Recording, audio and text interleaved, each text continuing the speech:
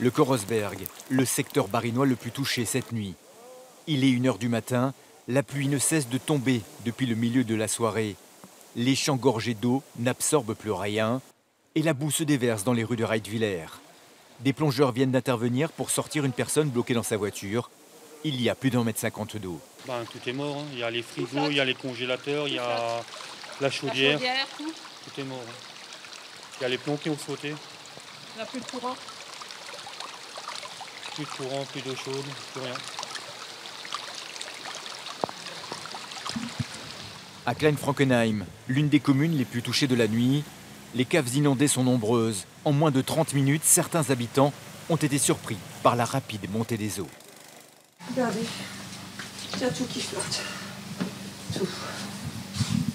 C'est une déchetterie. Là, vous voyez, l'eau a baissé. On est quand même à 50-60, mais en contrebas, c'est plus haut. Et vous n'avez rien entendu venir? Rien du tout. Il y avait des orages tout autour. Et puis, à un moment, la pluie même a cessé de tomber. Et on s'apprêtait à aller se coucher. Je passe juste à côté de la cave, la porte de la cave, et là, j'entends un bruit fort, de l'eau qui coule, une vraie cascade. Et quand j'ouvre, l'eau, elle arrivait par la porte au niveau de la poignée. Et on voyait l'eau monter.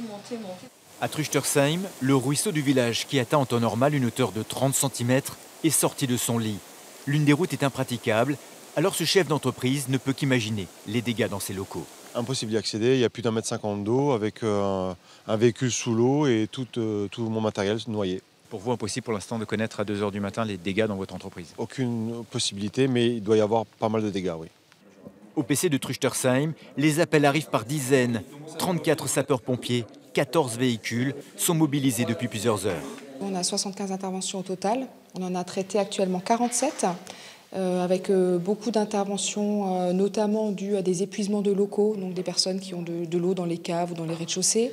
On a effectué aussi des mises en sécurité de personnes avec les plongeurs de Strasbourg qui sont venus en renfort. Il est 3 h 30 du matin. Il faudra encore de nombreuses heures pour pomper les caves et dégager certaines routes du Korosberg. Après reconnaissance, temps estimé entre 3 et 4 heures de pompage, nettoyage. Oui, donc vous commencez l'intervention. Cela faisait 20 ans que ces villages n'avaient pas connu des orages si violents.